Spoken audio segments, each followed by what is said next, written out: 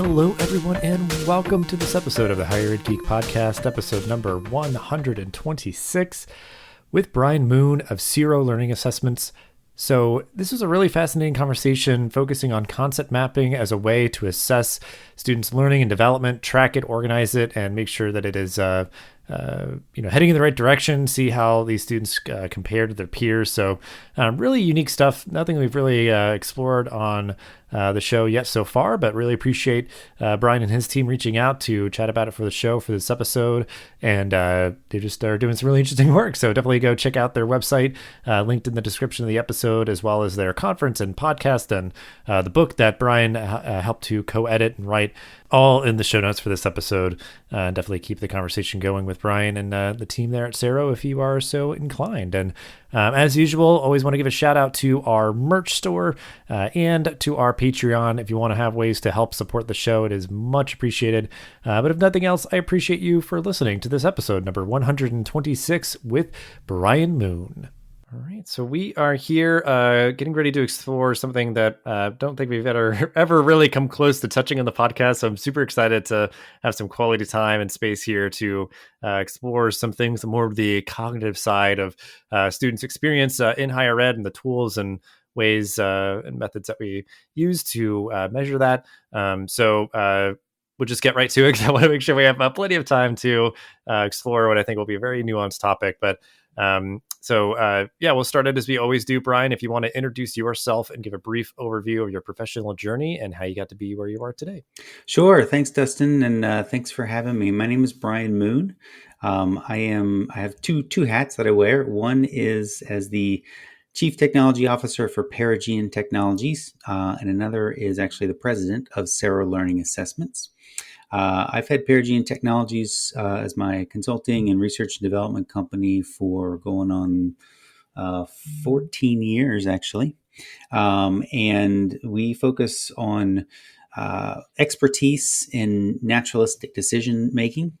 So we try to understand how experts in various fields are so good at their jobs and what sort of underlies their expertise so that it can be captured and preserved for the organization, but also wrapped back in through training and the design of systems so that folks can be faster and make better decisions, detect problems earlier to avoid risk, that sort of thing. So that's the focus of my consulting company. I've been doing this kind of work for about going on 22 years. More recently, one of the ways that we get experts to articulate their expertise, how we sort of elicit that from them, is to use a technique called concept mapping. Concept mapping has actually been around for about 50 years. Back in the early 70s, Joe Novak, who was a proponent for meaningful learning, meaning if you can understand where a student is in their learning journey, you can start to teach from there so that they can acquire and assimilate new concepts into their pre-existing mental models or knowledge structures. And so Joe Novak, back in the early 70s with some teammates at Cornell, was looking for a way to quickly ascertain what exactly is the structure and content of that pre-existing those mental models and the knowledge structure.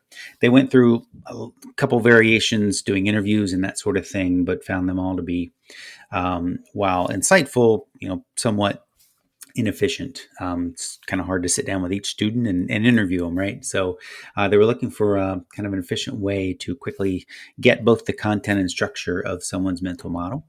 And so they came up with the concept mapping as a technique, and it's really taken off as kind of a global approach that we see in classrooms all over the world as a learning approach to help students, again, kind of organize their own mental models about various topics. So we've seen it used in K-12, higher ed, even in adult learning, again, as a learning technique.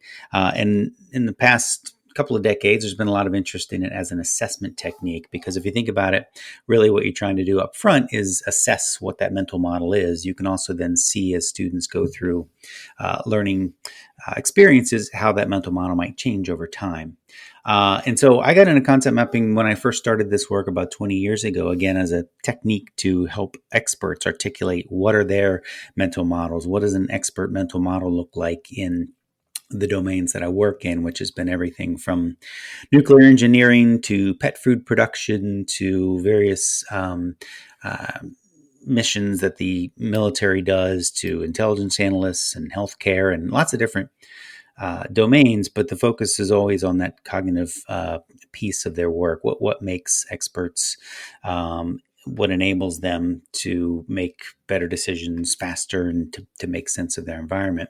So we use this concept mapping technique to literally draw a picture of their mental model, and it's a knowledge elicitation technique, and I've used it.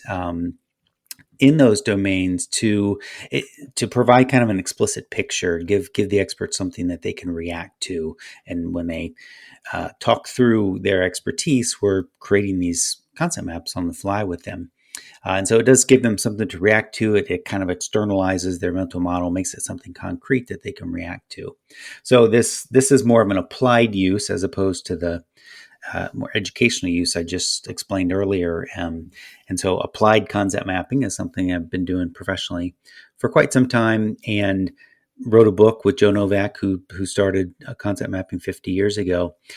This more recent interest in how do we use concept mapping for learning assessment, though, has also brought me and my company and my colleagues down a path of developing software to make that process more efficient for teachers and professors and instructors to take a concept map that exists either from an expert model that we've elicited or is drawn from the learning content. So whatever the course is aimed at, you can create a concept map out of that, and then use that as the basis for a variety of concept mapping activities that a student will do, so that you can compare the two. So you can compare that master map to what the students came up with.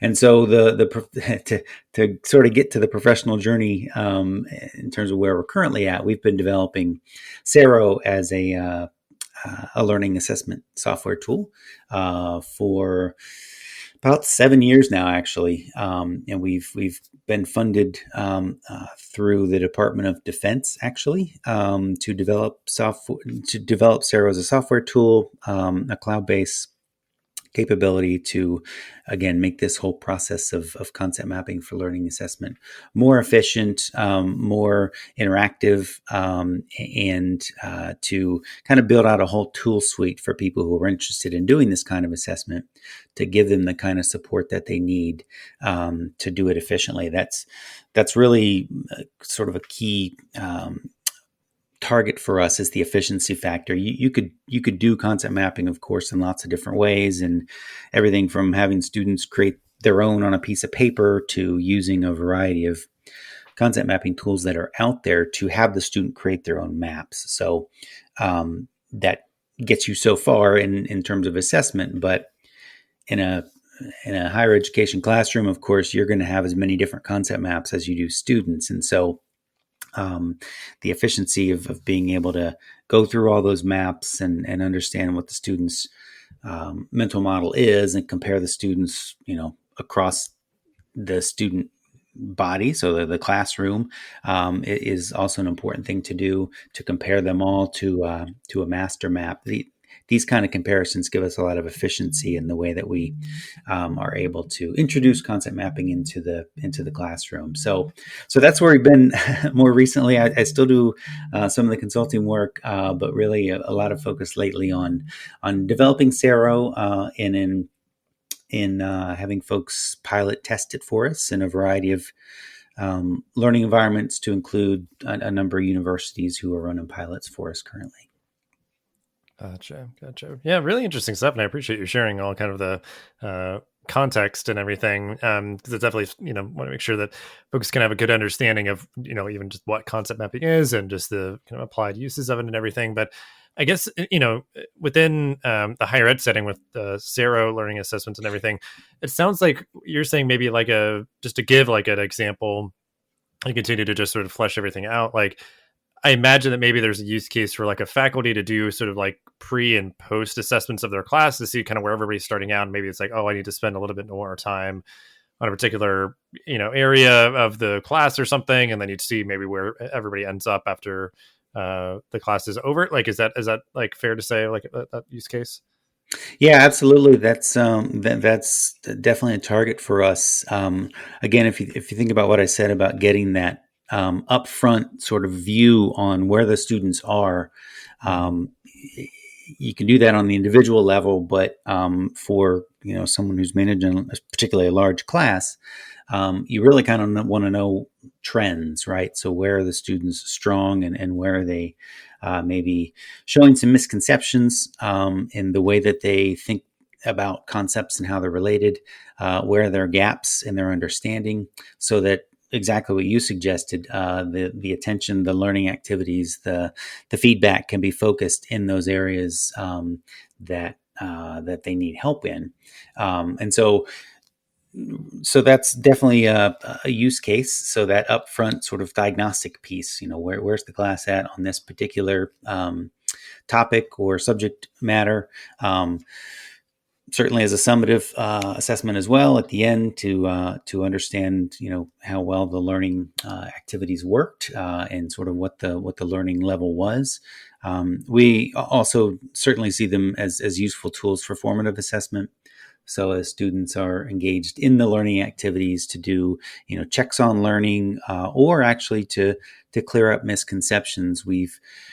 I kind of mentioned this tool suite approach earlier. So we're trying to support the whole process. So there's the upfront piece of the instructional system design focused on what is the content that we want to teach in the form of, it's developed in the form of a concept map. That also gives instructors, we think, a lot of flexibility in presenting an assessment, because we're in some ways trying to get away from the, over reliance, I'll just say it, on things like multiple choice tests,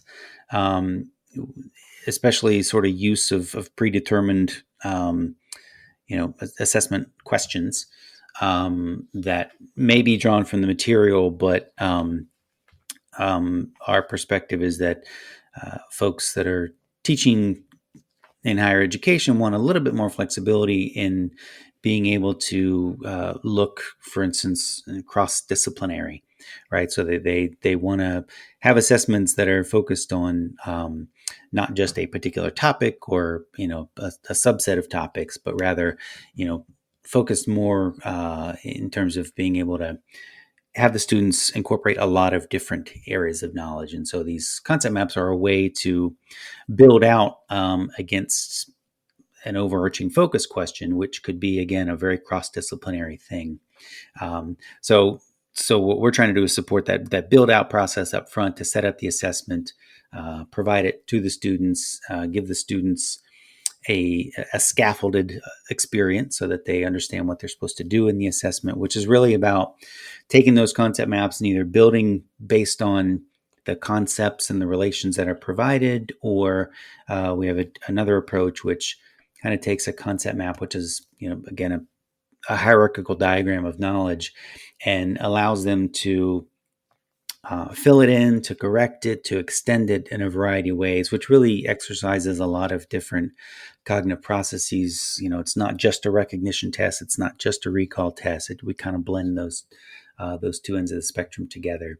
So enable the students to take it, and then on the assessor side, or the professor side, being able to get those results that really show, again, across the entire class, where the students are and their understanding. And of course, enabling interrogation to dig down into each individual student, to compare students to each other. If you want to, set up groups, you'll be able to see sort of whose mental models kind of resemble each other in terms of similarity. So you could, form groups if you want to form similar groups, or if you want to kind of mix people together for group work. So the kinds of use cases that I'm talking about now are ones that we've heard in our pilot testing is really of interest to people. So the diagnostic, the formative, the summative, upfront diagnostic to form groups or to figure out where the learning really needs to be focused. We think all those are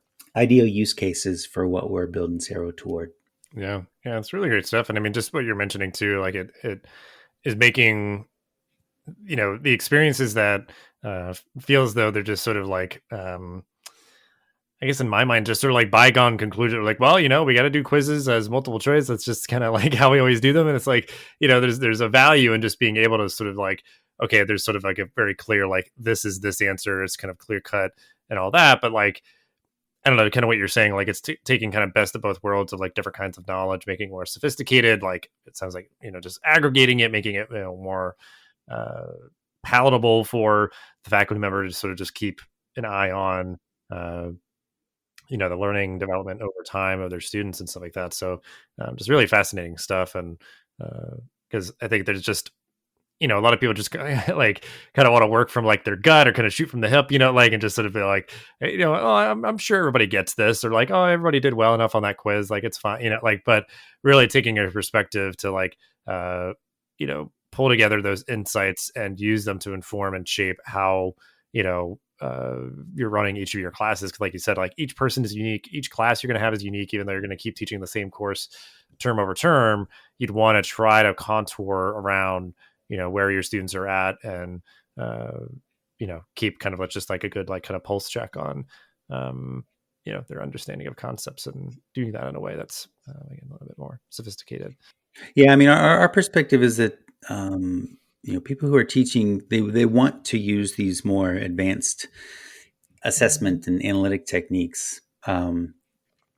But it's laborious, right? I mean, to try something new is scary to begin with, but to figure out how to set it all up, to disseminate it, to review it and score it. I mean, that's asking a lot when, those questions are there. They've used them before, or they're now available with whatever their, learning resources are. So just the sheer efficiency of these traditional methods.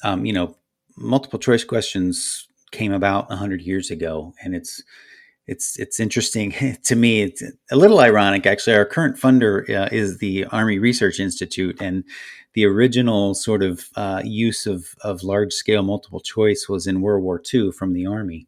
And while folks who are kind of familiar with this story might appreciate that the context of sharing it now, but the efficiency factor back then was really what they were after, because it was large scale. They had to assess a lot of people at one given time, and so they experimented with multiple choice questions, and the insights that were gleaned were actually not all that great, right? They didn't learn a whole lot about what people knew, but they could get through a lot of people, right? And so so that efficiency, which has been getting even more efficient over time, if you don't count the labor intensity of developing the questions to begin with, we've seen across the decades more and more efficiency in the dissemination and the taking and the scoring with, optical scanners and Scantron, and now the pretty big push in ed tech to get more and more assessments online, but we're kind of just bringing the same old assessments into the computer world, right? So students are still taking multiple choice questions. It's just they're looking at their laptops to do it, or their mobile phones or whatever. So the efficiency has gotten, in terms of distribution, the act of taking the assessment, and then the scoring, those things have all sped up. And so when we talk about what we're trying to do with concept mapping, we always talk about it hand in hand with that efficiency factor, because if you can't get these alternative assessment techniques down to the same level of efficiency that professors have with regard to other techniques that are out there, then the new ideas, no matter how much insight they might provide, or how useful that folks might find them, if it's causing them to do more work, or adding to the workload on the assessment side, then it's going to be very hard to introduce them. So we we always talk about not only do we think these concept mapping assessments provide deeper insight and more flexibility and a more holistic look at the students and their mental models, but we want them to be efficient.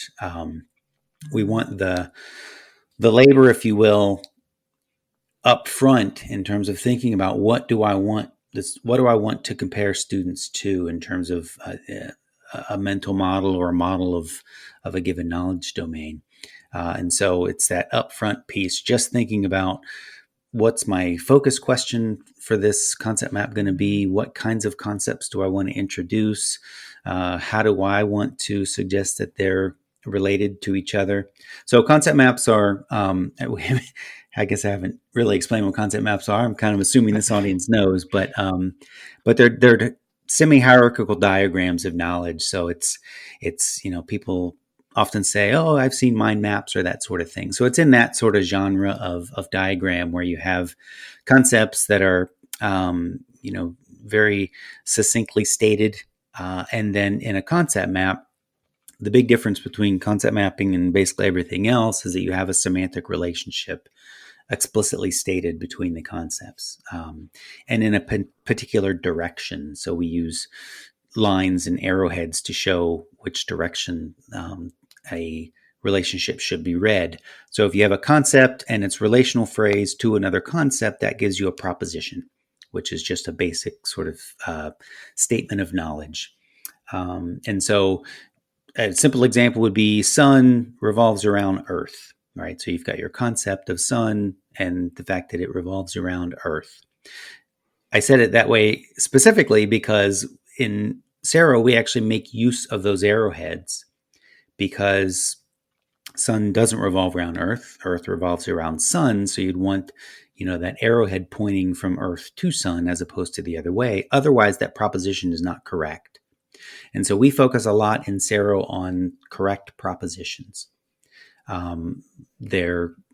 You sort of mentioned, being sort of best of both worlds. So while we do allow that flexibility and people can represent whatever they want in a concept map, literally however they want to represent it, the fact of the matter is assessments are about whether or not people are understanding the material, comprehending the material, understanding truth and falsity and those sorts of things. So we do score the maps, and we do have an idea of correct, or in some cases better than propositions. So not all of our propositions are explicitly correct or incorrect. Some of them can just be better than a proposition that might otherwise be stated. So we're trying to use the maps as a flexible way, but still focused on that there's better answers, there's right, there's wrong answers, and so we're kind of straddling. We're trying to straddle a couple of different ends of the spectrum. So we kind of see ourselves between an essay and a multiple choice question, between having standardized learning in terms of there is a right or wrong answer versus just the students can say whatever they want. So we're trying to fit in that neat little spot there, but trying to do it efficiently so that people can exercise this technique, try it out, and use it without a ton of additional labor, especially in the scoring side, because that's really where historically where it's been most difficult to gain efficiencies. There's lots and lots of rubrics out there for how to score these concept maps and what's kind of important in them. We focus a lot on those propositions, because that is where we think the most learning can be assessed, and then comparing that to some sort of master or expert map is widely regarded as kind of the best way to do this.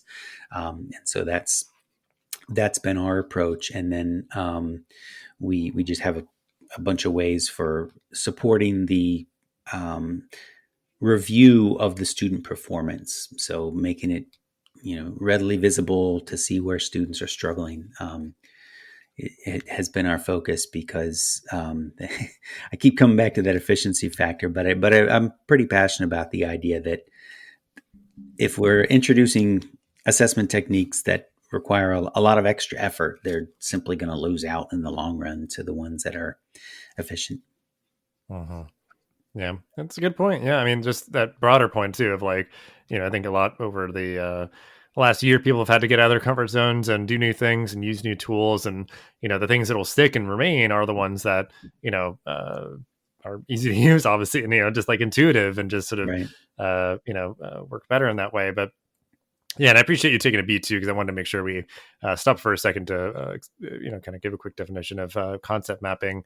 But I know I've seen things like it. I think sometimes in the context of uh, like project management, kind of mapping out, Hmm. if this then that, and you're just kind of having this like flow and different, like symbols or color, like those are the different things. But obviously, yeah, like knowledge also, cognitive concepts and things like have these sort of relational concepts and just being able to visualize that way, and like you said, like making that easy to sort of capture and measure and all of that, yeah, just kind of elevates and I feel like my word will be kind of makes things more sophisticated, like it Yeah. just feels like it's kind of a big upgrade, the potential there. But and I guess just really put a finer point on it too, because I think you've spoken a little bit to it, but like from your point of view, obviously, like you're really committing to making this all kind of work within educational settings and higher ed specifically, I guess, just for our sake. But like, what do you think makes this work, that your team does so important for higher ed specifically? Yeah, it's interesting the broader trends in terms of using concept mapping for assessment have actually been in K-12, and it's worth mentioning that the National Assessment of Educational Progress, the NAEP, it's a standardized test that grades 4, 8, and 12 in the U.S. They have reading, math, and science. Their science framework, actually since 2009, has called for using this exact technique as an interactive computer task. So we've seen, a lot of focus on this technique. I can't think of a similar, kind of a similar view on it in higher ed, and I'm suspecting that's because there's more choice, if you will, in higher ed about how professors choose to assess their students. But the flip side of that is, as we've been developing and we've invited folks to try it out, we've gotten a lot more traction, if you will, in higher ed. And again, that may just go back to the flexibility and the choice that is different than it is, of course, in K-12. But the interest has been. There's a couple of ways to think about the interest. It's been global. So we've actually done pilot testing in Australia and Brazil, and in a couple of European countries, Portugal in particular. So we've done pilot testing, and the interest has been across disciplines. So our work in Australia was in accounting. Our work in Brazil has been in biology, and other sciences, actually in Portugal. And so we're pretty confident that sort of across the disciplinary spectrum, if you will, that there's a place for concept mapping. Very strong in the sciences. Obviously, it's kind of where it came out from originally, and there's been a lot of research about using it in the sciences. But our example of accounting, it was interesting because that professor. Uh, what she was trying to do was just think about a few concepts and a few linking phrases. So, the linking phrases were things like increases or decreases. And you mentioned earlier sort of the if that, then this. You can build a lot of reasoning into these concept maps. And so they're not just declarative factual knowledge, but they're reasoning. They can be problem solving. One of our pilots was actually with the U.S. Department of Defense's medical school. We had a pathology professor there who was interested in. She had a team concept mapping exercise, but they were also interested in sort of walking through that diagnostic, thought process that people go through as they're learning different pathologies. And so we've got another. Pilot going on right now with the University of Pretoria in South Africa. In particular, their medical school is very interested in it. And George Mason University, which is close to me here in Virginia. They are also interested in actually developing mental models about education and how teachers think about education and their own sort of self-mental models about themselves. And I should mention too, we're currently teamed with 2 universities on our funded Army project right now. University of Michigan and University of Texas at Austin. Those folks are partners of ours, and we are working with the University of Michigan to try to make that upfront authoring piece even more efficient. So you can sit down and sketch out a concept map on your own, or you can go from the learning material into a concept map through application of naturalistic processing techniques. So we're trying to go from text to the maps, and then from the expert map into an assessment map, and build that in a more semi-automated fashion. We're going to be testing that actually with the University of Texas at Austin in several classrooms in the fall.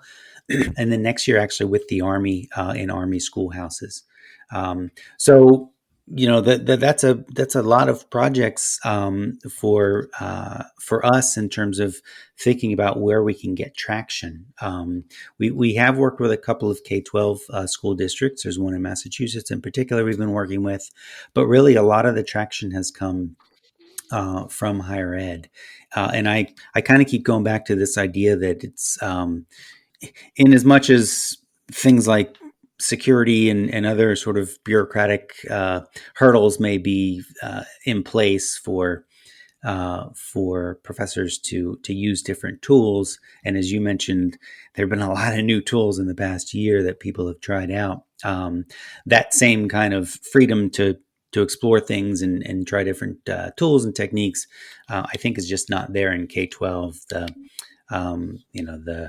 The systems are a lot more locked down, if you will. But that's, because higher ed's really focused, in things like cross-disciplinary and trying to get students to think more holistically, to really think more conceptual levels. And because I think at the higher ed level, there's more interest in in what the students are thinking and how they're thinking about it, as opposed to K-12, which is pretty driven by standards of learning and ensuring that students meet those standards by measuring them through multiple choice tests.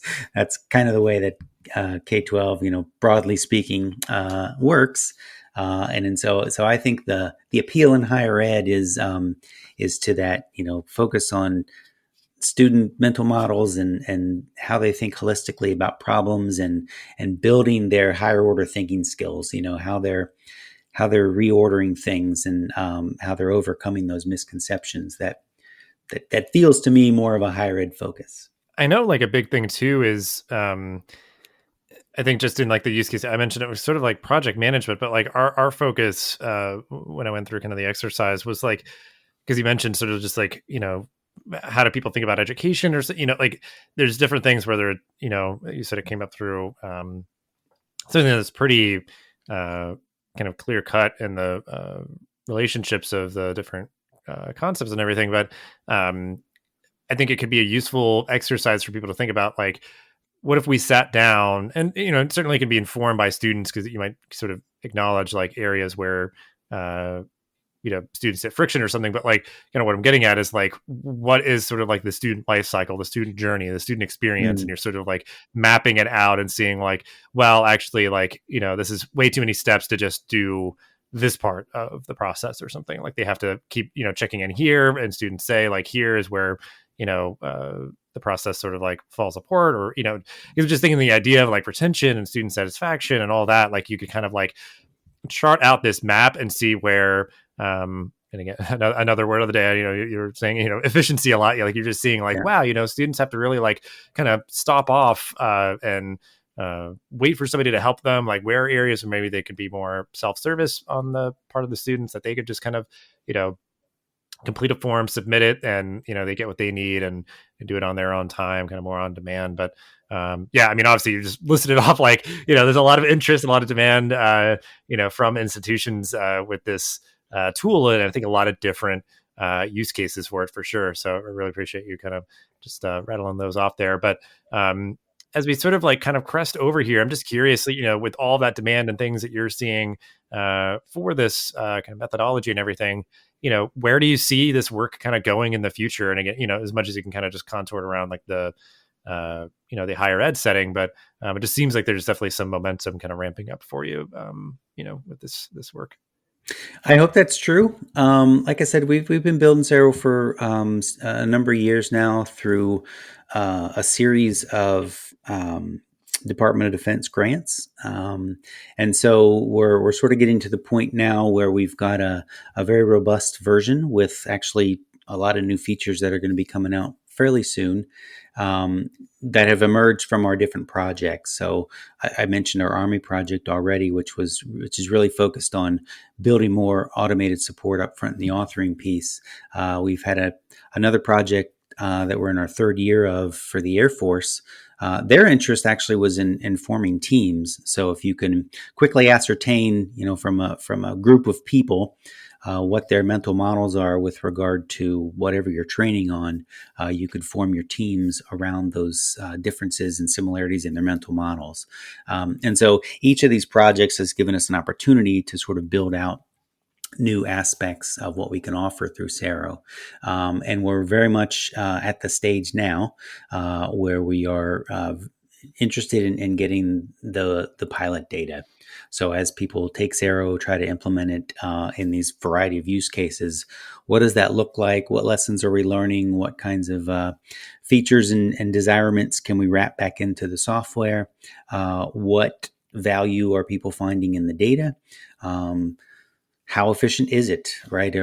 So our pilot tests are a good place to sort of test that efficiency question. And then out of that, what we hope will emerge is a tighter set, if you will, of use cases that we can really focus in on. And so if a key use is, as you've kind of suggested, almost enabling the students on their own to use these exercises as formative learning, then that's where we might focus.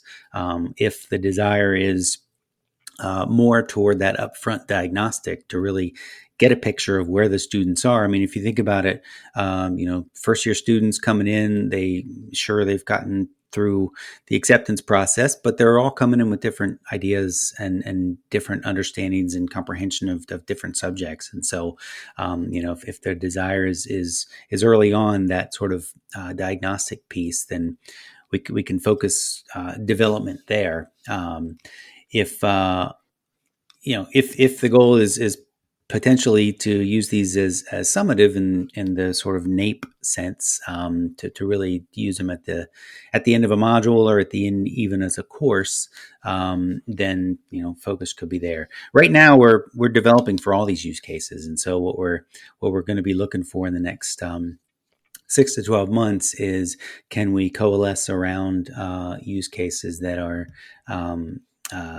broadly of interest, but that's kind of hard because each time someone's new to Sero and we walk them through it and we show them how to use it, you can just sort of see the wheel spinning, and people want to sort of go off and try it in all these different use cases.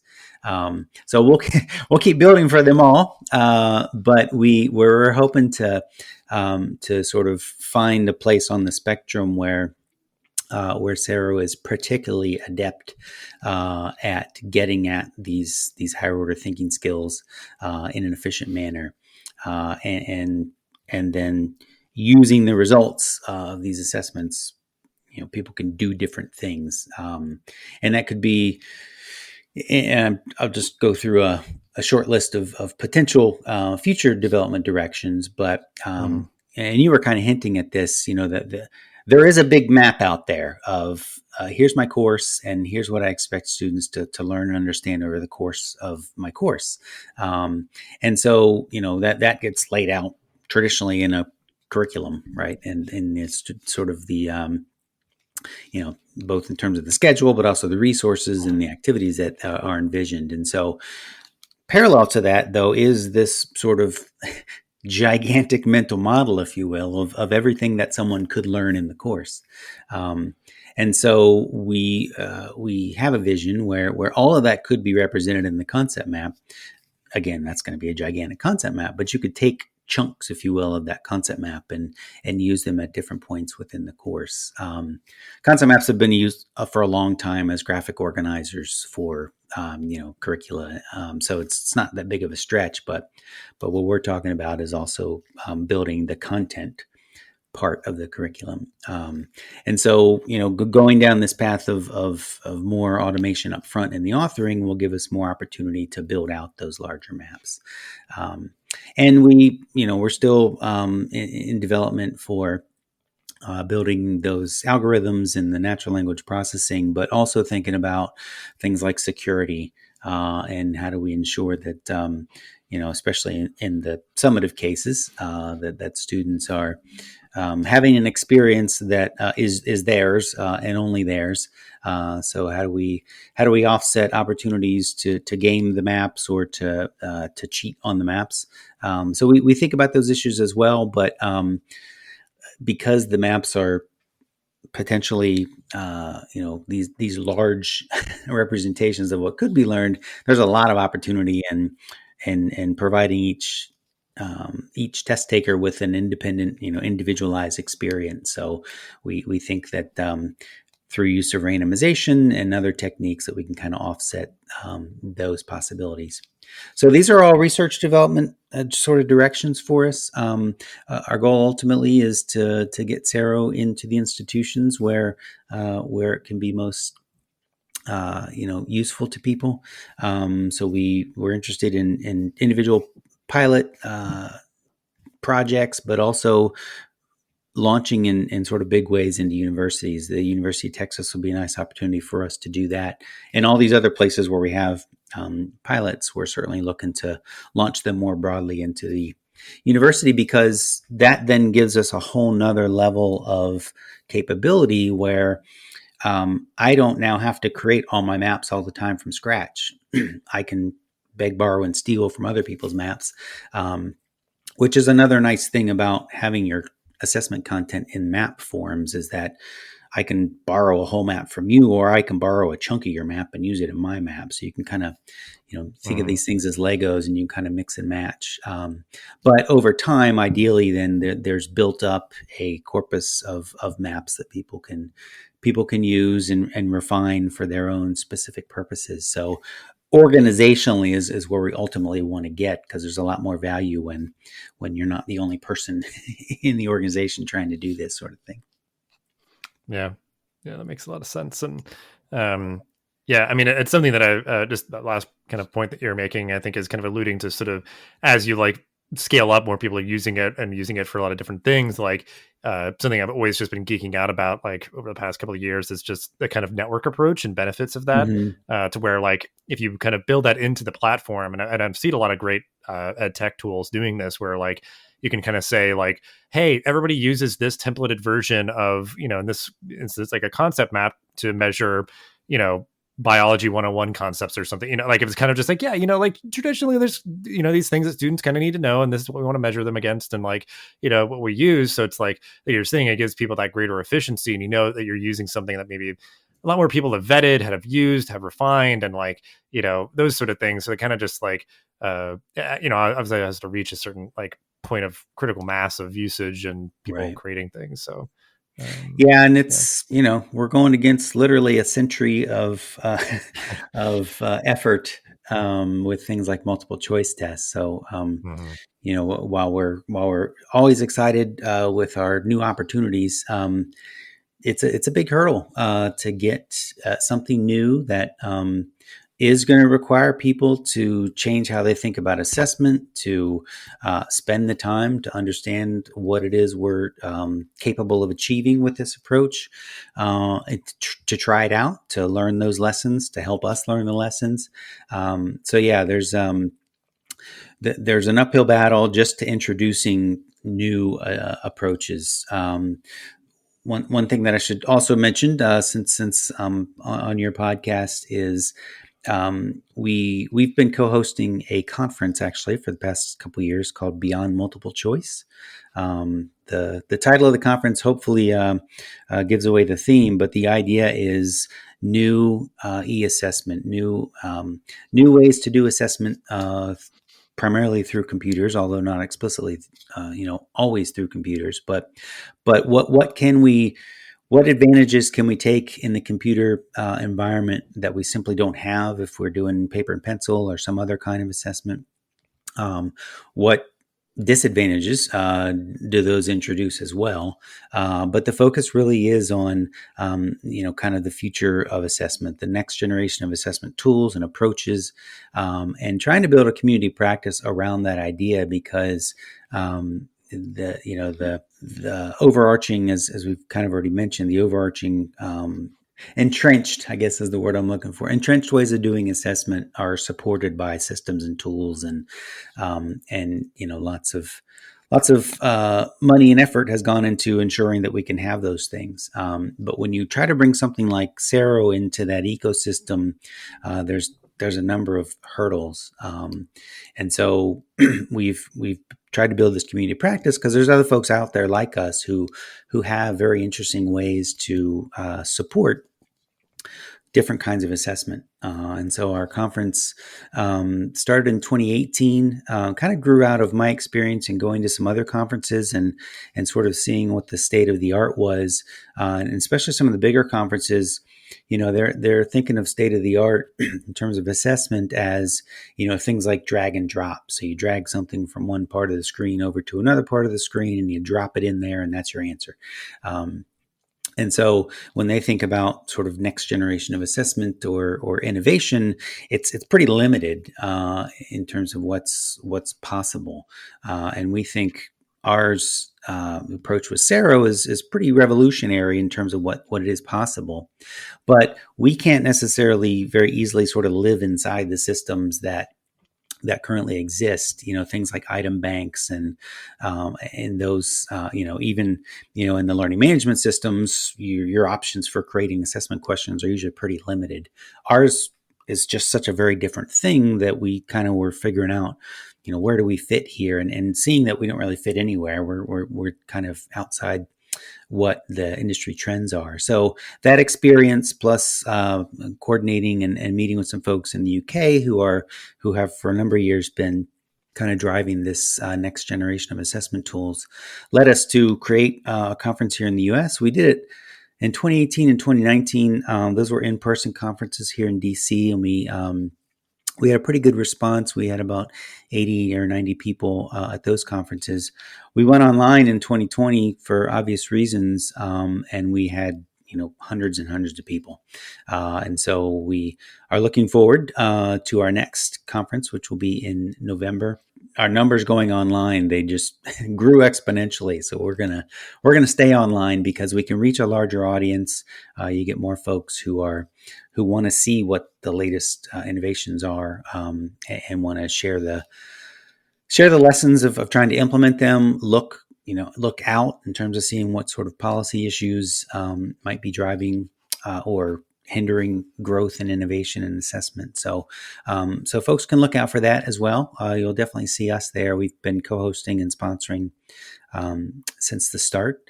And so that's, that sort of part of where this is going in the future is building up a groundswell for doing things differently, getting us out of this 100-year rut of overemphasis on certain techniques. I mean, it is, quite the task ahead of you, take a lot of time and commitment, but, it's good, good work and time well spent. And it's really comprehensive, all the things that you share that you're working on, and, just really, just really relevant, really useful. And I think, just hopefully it sounds like the future is very bright and wide open for you all. So that's, just really, really great to hear. But, as we wind down, you've already shared, we'll link out to that book that you mentioned that you co-authored in the conference, and just anything else really quick. I believe you mentioned before we got on the air here that you host a podcast as well, or assist with that. So if you want to give that a shout out really quick, anything else that we could include in the show notes for folks to check out?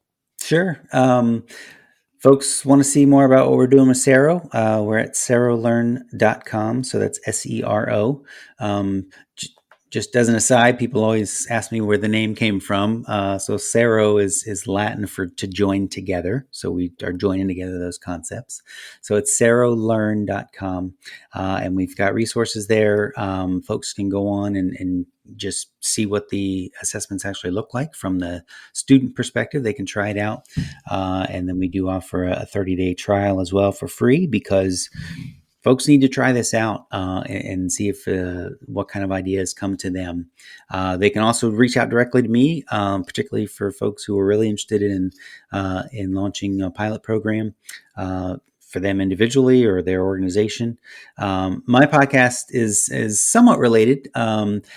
I started this podcast early by saying, I've been working in this area for over 20 years in the field of naturalistic decision making. So again, how do experts who are in the workforce, people who've been around for a long time, how do they achieve expertise? What do their mental models look like? And that also is a community practice. So there's a bunch of folks out there who are interested in kind of getting outside the lab to study cognitive psychology and getting into where people actually do it in those naturalistic settings. And so our podcast is at naturalisticdecisionmaking.org. So if folks are interested in that aspect of the work, they can go there and hear podcasts from people who have been doing this sort of work for a long time and who have certainly helped shape the way that I think about it. That'd be great. And I really appreciate the opportunity to talk to your audience, and hope folks will reach out, and let's keep the conversation going to think about how we can do things a little differently in assessment.